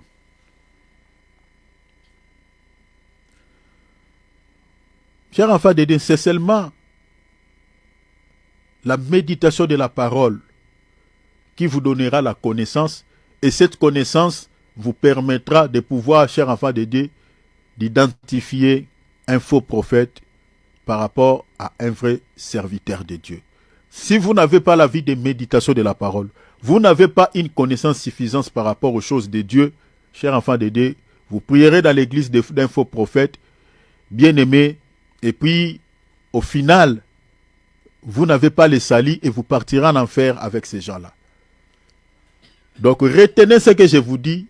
Le seul outil qui vous permettra, selon la Bible, comme les apôtres nous l'ont présenté, c'est la méditation de la parole qui vous aidera à identifier ces gens par rapport aux vrais serviteurs de Dieu. Alors, comment peut-on reconnaître un faux prophète selon la Bible? C'est des questions qu'on peut se poser. Comment peut-on les reconnaître selon la Bible? Le Seigneur nous dit par rapport aux fruits. Mais il y a encore d'autres signes qui nous aident aussi à reconnaître ces gens. Lisons 2 Thessaloniciens chapitre 2, verset 3. On va lire les versets chapitre 2, 3 à 4, et puis on va sauter. On va lire les versets 7 à 11. Suivez-moi ici très bien. Et je crois que j'ajouterai un verset, et puis on va s'atteler là. Je suis dans 2 Thessaloniciens chapitre 2, versets 3 à 4, et puis on lira les versets 7 à 11. Que personne ne vous séduise d'aucune manière, ou personne ne vous égare d'aucune manière. Car il faut que l'apostasie soit arrivée auparavant. L'apôtre Paul parle de l'apostasie. L'apostasie soit arrivée auparavant. C'est-à-dire l'égarement. Les gens vont quitter le droit chemin. Les gens vont, la foi de plusieurs personnes vont se refroidir. L'apostasie, l'abandon de la foi. L'égarement, la désertion. Les gens vont s'écarter du droit chemin. C'est ça l'apostasie. Car il faut que l'apostasie soit arrivée auparavant. Et qu'on ait vu paraître l'homme du péché. L'homme du péché, ici, mettez dans votre calepin les faux prophètes. Ou l'antichrist. Soulignez cela. L'homme du péché. Le fils de la perdition. Verset 4. La Bible dit, l'adversaire, vous voyez déjà, la Bible dit, l'adversaire qui s'élève au-dessus de tout ce qu'on appelle Dieu est un ennemi de Dieu. Est un adversaire de Dieu, ce faux prophète. Un adversaire de Dieu. Un antichrist. La Bible dit l'adversaire qui s'élève au-dessus de tout ce qu'on appelle Dieu ou de ce qu'on adore. Et le texte dit jusqu'à s'asseoir dans les temples de Dieu, se proclamant lui-même Dieu. Ce que la Bible dit ici, ça s'accomplira à un temps qui est bien défini selon les prophéties bibliques. Cet homme fera son apparition à un temps selon les calendriers prophétiques. Mais au moment où nous sommes en train de dire là, cet homme, son esprit agit de manière sournoise dans les corps des gens que nous appelons des faux prophètes. Ils sont établis dans les églises de Dieu. Ils sont installés dans les églises de Dieu. Parce que son objectif, c'est ça, La Bible a dit, jusqu'à s'asseoir dans les temples de Dieu, se proclamant lui-même Dieu. Ces gens-là, ces faux prophètes-là, sont comme des petits dieux. Tous les miracles qu'ils réalisent, la gloire ne revient pas à Dieu. La gloire, c'est à eux. C'est à eux. C'est leurs noms qui sont cités dans la bouche de ces ouailles. C'est leurs noms qui sont élevés. Ce n'est pas le nom de Dieu. Aujourd'hui, quand vous entendez un chrétien, vous demandez à un chrétien, toi tu pries où? Ah, moi je prie chez apôtre Thierry. Ah, moi je prie chez apôtre Alex. C'est les noms de gens qui sont cités. Je prie chez tel. Mais on n'entend plus les noms de Jésus. Je prie dans l'église de Jésus. Je prie dans l'église de Jésus. Mais c'est le nom des hommes de Dieu. Vous voyez. Donc c'est-à-dire, la gloire ne revient plus à Jésus. Ces gens-là se sont autoproclamés eux-mêmes, même s'ils n'ont pas dit ouvertement comme ça. Mais ce qu'on voit, ce sont des dieux, de petits dieux. Parce que tout ce qui se passe dans leurs assemblées, la gloire n'est pas à Jésus. La gloire c'est à eux. Donc l'esprit de cet homme, au moment où nous sommes en train de dire, est en train d'agir, mes bien-aimés, dans nos assemblées. Regardez ce qui est dit maintenant dans le verset 7. La Bible dit, la Bible confirme ce que je viens de dire.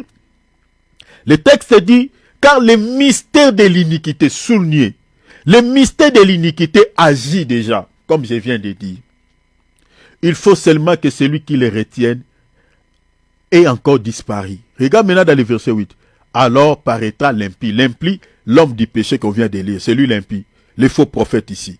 Paraîtra l'impie que le Seigneur Jésus détruira par le souffle de sa bouche et qu'il anéantira par l'éclat de son avènement. Donc, c'est-à-dire, quand le Seigneur viendra, ici nous sommes dans l'Apocalypse 13.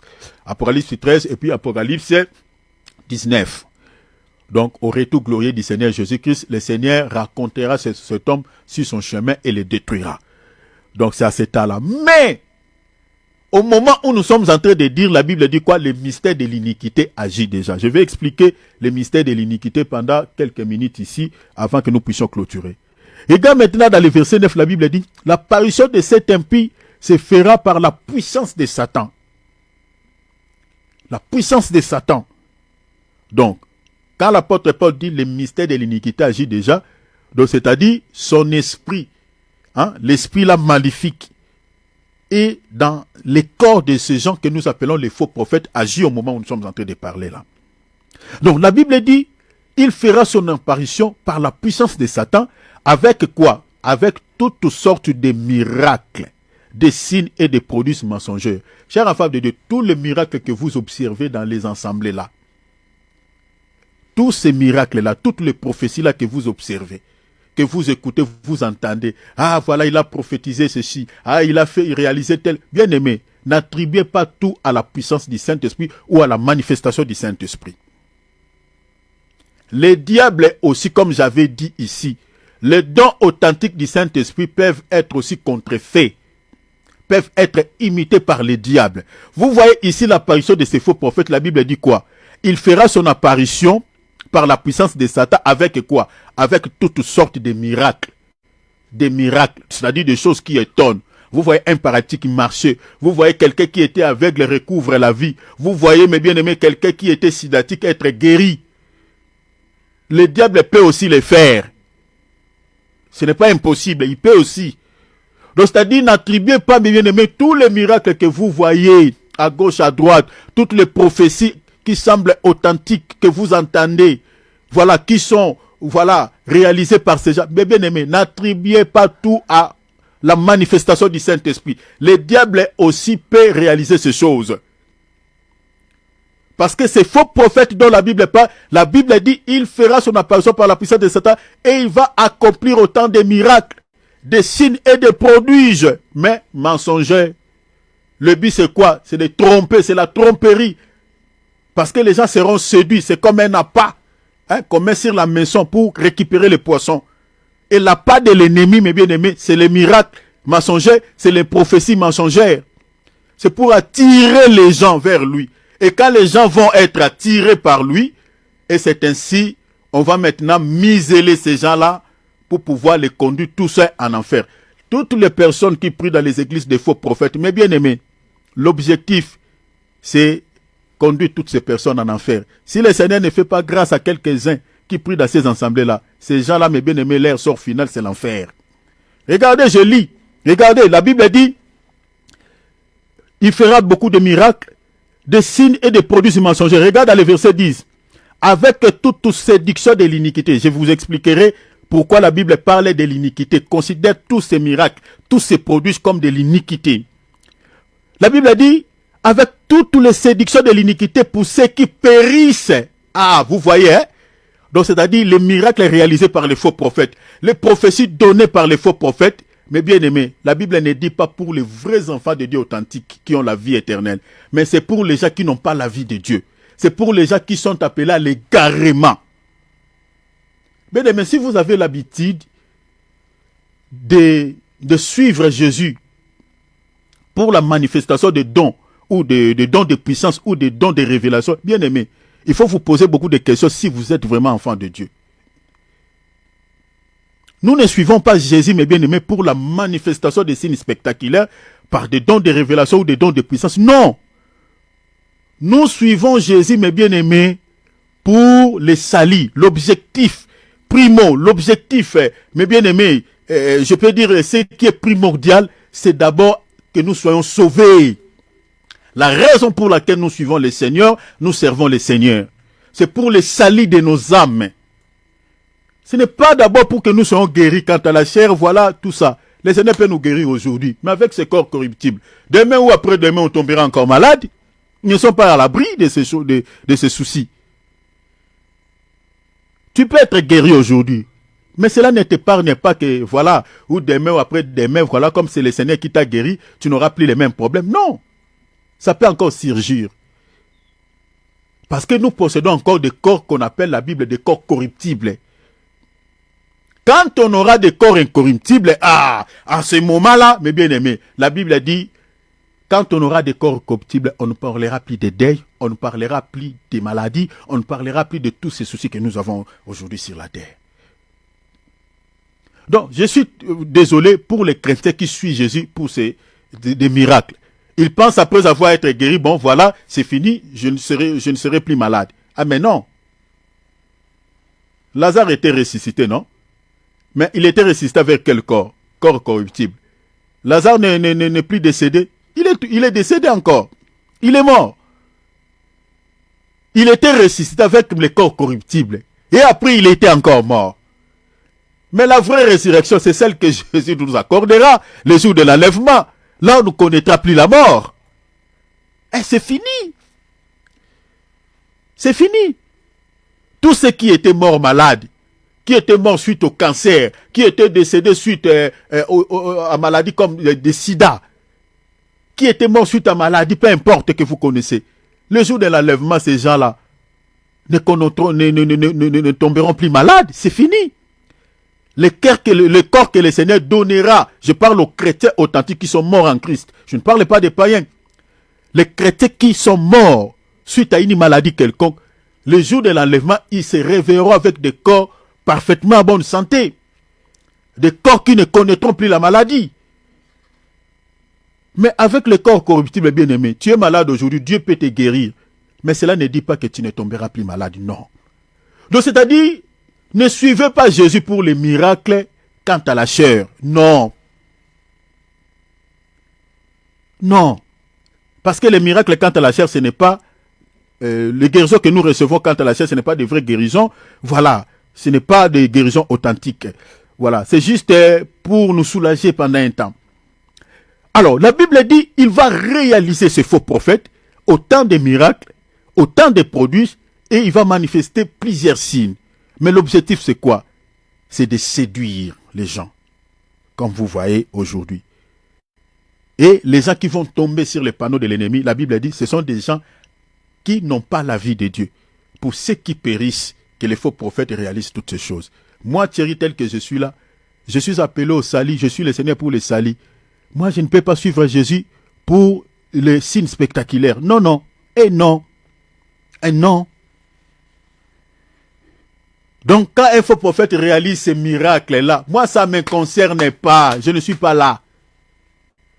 Ils réalisent leurs histoires pour les gens qui n'ont pas la vie de Dieu. Et l'Écriture dit, pour ceux qui périssent, Parce qu'ils n'ont pas reçu l'amour de la vérité pour être sauvés. Vous voyez, ici on peut parler même de la notion de la prédestination. Donc les gens qui sont séduits par les miracles réalisés par les faux prophètes, ce sont des gens qui n'ont pas reçu l'amour de la vérité pour être sauvés. Là, on peut parler de la prédestination. Donc si tu es ici et que toi tu suis Jésus pour la vie, pour les salis, bien aimé, bénissez le Seigneur. C'est que tu es appelé pour être sauvé.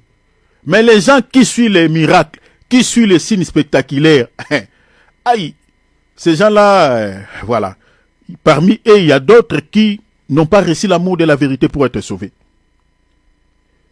Verset 11, la Bible dit aussi Dieu leur envoie une puissance d'égarement pour qu'ils croient au mensonge. Les gens qui ne sont pas appelés au salut, mais bien aimés, le Seigneur les aide. Le Seigneur leur donne l'esprit de la puissance de l'égarement pour qu'ils croient au mensonge. Au mensonge quoi? Mensonge des faux prophètes. Les miracles mensongers qu'ils réalisent, les prophéties mensongères qu'ils donnent aux gens. Le Seigneur convainc. C'est pour cela aujourd'hui vous voyez, il n'y a pas beaucoup de gens qui nous suivent, qui nous écoutent. Pourquoi? Ils suivent là où il y a la puissance, là où il y a le miracle. Là, je ne dis pas qu'un ministre authentique de Dieu ne peut pas manifester le don de puissance. Ces choses-là sont en nous. Moi, j'aime ça même. J'aime tellement ces choses. Comme j'ai parlé à mon frère David, le parcours qu'on a fait avec le Seigneur, ça et là, pour pouvoir prêcher la parole évangélisée, je disais même à mon frère, j'ai dit, j'étais dans une ville au Congo, où le Seigneur m'avait utilisé avec le don de puissance. Je pouvais être là en train de prêcher comme ça, le Seigneur m'ouvre les yeux. Je vois quelque chose dans la vie de quelqu'un. Aujourd'hui, depuis que je suis en Europe, quelques dons sont étouffés, mais bon, je ne sais pas quand on va commencer vraiment à faire des choses telles qu'elles sont, peut-être le Seigneur va encore manifester ces choses. Donc, je suis du haut de la chair, je prêche la parole, le Seigneur m'ouvre les yeux, je vois des choses dans la vie des gens. Il y avait l'onction, la puissance. Ceux qui connaissent le Quater Ali Salah. C'est là où le Seigneur m'a beaucoup utilisé avec des dons de puissance, même avec les dons de révélation. J'avais des amis qui s'étonnaient. Moi-même, je ne pouvais pas donner des explications par rapport à tout ça. Le Seigneur pouvait même me révéler les choses qui se passent dans la maison de quelqu'un. J'avais un enfant, l'une de mes filles, qui vivait avec une fille chez eux. La fille là était dans la sorcellerie et il ne savait pas. Et à chaque fois qu'elle préparait la nourriture, elle envoûtait cette nourriture. Elle faisait beaucoup de choses. Et le Seigneur m'a révélé pour la vie de ma fille là. J'ai dit non, vous vivez avec quelqu'un. Le Seigneur me disait des choses comme ça. Comme ça. J'explique à ma fille, j'ai dit vous êtes avec une fille. Voilà, il y a ça, il y a ça, il y a ça. Je donne la parole de connaissance, mais bien aimé, avec des précisions, s'il vous plaît. Avec des précisions et des directives. Je dis à ma fille, je dis pour que tu saches que ce que je dis vient de Dieu. Prie avant de dormir. Et la nuit, le Seigneur va te réveiller, vers minuit, 1h, va te réveiller et tu verras ce qui se passe dans votre maison pendant la nuit, ce que cette fille a fait. Mais bien aimé, je donnais des directives, ma fille est partie. La nuit, il a prié avant de dormir. Je dis parce que la nourriture que vous mangez, elle envoûte ça. C'est pour cela que vous ne parvenez pas à prier après avoir mangé. Mais fais un effort aujourd'hui, prie. Priez pour cette nourriture et puis priez avant de dormir. Et le Seigneur va te réveiller au milieu de la nuit. Tu verras ce qui se passe dans ta maison. J'ai donné, libéré le message et la nuit, ma fille a prié. Et vers 1h, ses yeux vont s'ouvrir. Mais bien aimé, il a vu cette fille-là dont j'avais parlé, toute unie en train de faire des incantations dans toute la maison. Et le Seigneur a permis à ma fille de pouvoir rester tranquille et d'observer ce qui se passe pendant quelques temps. Après, elle a crié. Au nom de Jésus, elle a réveillé, parce qu'elle dormait avec sa sœur. Elle a réveillé sa sœur et dit, regarde ce que, j'étais le nom de la fille, regarde ce que tel fait. Mais bien aimé, après avoir vu cet événement, à 4h du matin, elle est venue toquer à ma porte. Tac, tac, tac, 4h du matin, tac, tac, papa, s'il te plaît. Je dis, qui? Oh, c'est moi. Je suis sorti et elle commence à me raconter. Mais bien aimé, les choses que nous sommes en train de dire, les dons, la manifestation des dons de puissance, nous avons ces choses. Nous avons ces choses. Vous savez, comme nous sommes à l'internet, là, peut-être, il y a certaines choses, peut-être, le Seigneur nous révèle, mais on ne les dit pas. Mais j'ai déjà peut-être plusieurs fois reçu les messages de quelques-uns parmi nous, mais peut-être je ne vous ai pas dit. J'ai partagé quelques messages avec les bien-aimés qui sont là, j'ai déjà partagé quelques messages avec eux. Les Seigneurs, ces choses-là sont à nous, parce que nous avons l'Esprit de Dieu. Nous croyons, nous avons l'Esprit de Dieu. Les dons de révélation sont à nous, les dons de puissance sont à nous. Plusieurs fois, le Seigneur m'a utilisé avec les dons de puissance. Ma femme, elle est témoin, elle est là, elle peut témoigner. On était parti dans une église, ce n'est pas pour me glorifier, mais c'est pour nous dire que ce que nous sommes en train de dire au sujet des faux prophètes, ce n'est pas parce qu'on n'a pas ça. Non, on a. Mais nous sommes en train de vous révéler que les diables imitent. Ma femme, un jour, on était parti dans une église où on m'avait invité. J'étais classé parmi les intervenants. Ma femme, elle sait ce que le Seigneur avait fait. L'onction était, mes bien-aimés, au rendez-vous. Les gens prophétisaient, les gens tombaient par terre. On a ces choses. Mais le problème, c'est que nous sommes en train d'attirer votre attention à ne pas être entraîné par ces choses. Attention. Attention. Parce que les diables utilisent le don de puissance et le don de révélation comme un appât pour séduire, pour égarer les gens qui aiment ces choses. Donc si vous suivez Jésus, parce que pour les dons spirituels, eh bien, vous allez tomber sur les panneaux des faux prophètes et puis vous allez s'égarer. Donc ne suivez pas Jésus pour les signes spectaculaires, pour la manifestation du chose. Non. Suivez Jésus pour le salut de votre âme. Si le Seigneur veut manifester sa puissance dans votre vie, le Seigneur veut vous libérer par rapport à un souci quelconque manifesté, le Seigneur le fera.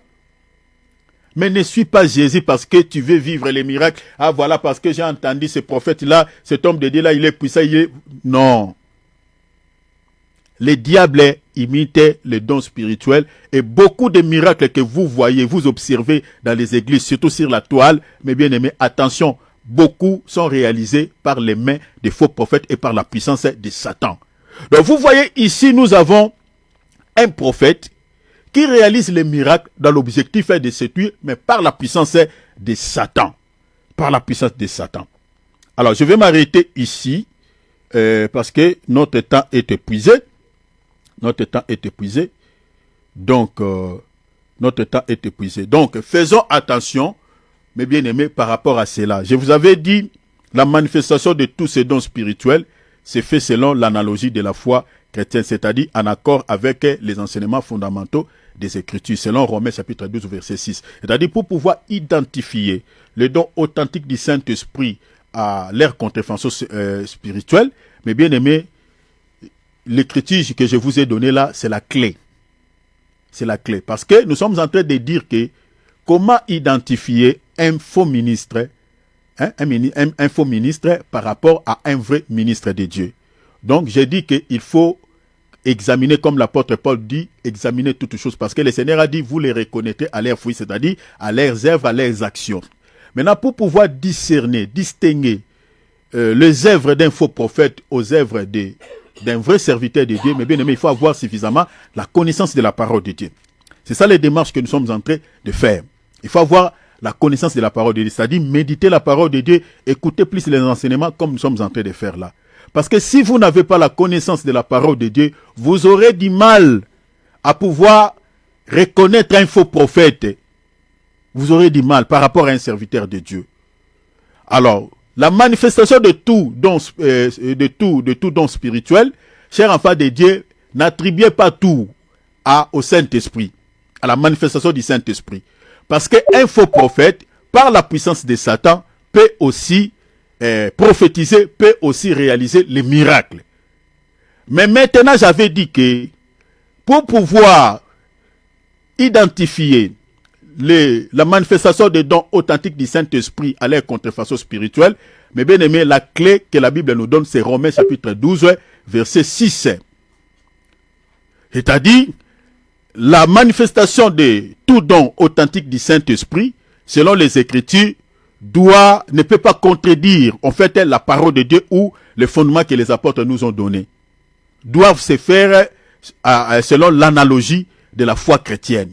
Selon Romains chapitre 12, verset 6. Vous voyez, comme j'avais dit selon les Écritures, le don spirituel authentique possède 3 caractères essentiels. parmi lesquels nous avons l'édification, l'exhortation et la consolation. Si vous voyez par exemple un prophète qui prophétise sur les gens, qui donne des prophéties, des paroles, des connaissances, il n'y a pas ces trois éléments. Ne croyez pas. Si ça n'édifie pas, ça n'exhorte pas, ça n'encourage pas, mais ça sème la peur, ça renverse la foi. Il n'y a pas de directives, surtout si quelqu'un est malade ou il est accablé par des soucis. Il n'y a pas des orientations. Ça ne console pas. Donc, vous comprenez directement que ça, c'est l'imitation de l'ennemi. Vous voyez? Et nous avions encore dit que les dons spirituels authentiques, lorsqu'ils se manifestent, ils entraînent des effets dans l'Église. D'abord, ils incitent les gens à éprouver une crainte révérentielle envers Dieu. Puis, en second lieu, ils poussent les gens à adorer Dieu. S'il n'y a pas ces deux effets, mes bien-aimés, la manifestation que nous sommes en train de voir là, que ce soit des dons de révélation ou des puissances, n'est pas authentique, ne vient pas de Dieu. Je vous avais donné les Écritures ici. Si vous lisez 1 Corinthiens chapitre 14, verset 3, verset 12, 30 à 31, là nous avons trois caractères du don authentique. C'est-à-dire la Bible nous donne les trois caractères pour authentifier un don spirituel authentique qui vient de Dieu. Comme je viens de dire, l'édification, exhortation, consolation. Mais maintenant, les dons spirituels, comme je viens de dire, doivent entraîner des effets à l'Église, comme je viens de dire, parmi lesquels la crainte de Dieu, et puis doit pousser les gens à l'adoration. Selon quelle écriture? Selon Luc, chapitre 7, verset 13 à 16, et puis 1 Corinthiens, chapitre 14, verset 24 à 25, et puis Matthieu, chapitre 9, verset 2 à 6, 6, vous lisez aussi le verset 8, et puis Actes des Apôtres, chapitre 2, verset 43. S'il n'y a pas ces deux effets, donc, la manifestation de ces dons-là n'est pas authentique, n'est pas de Dieu. Alors, je m'arrête ici. Chers enfants de Dieu, demain, on va continuer. Demain, à 15h, on sera encore là pour pouvoir partager la parole. Bien aimé, il faut aimer la parole. Il faut aimer la connaissance. Si vous avez des questions relatives à l'enseignement ou en dehors de ce que nous sommes en train de faire, n'hésitez pas de pouvoir vous faire parvenir vos questions. Par un voice, vous avez nos numéros. Par un voice, soit par un message, par un texto. Vous comprenez? Donc n'hésitez pas de nous faire parvenir vos questions.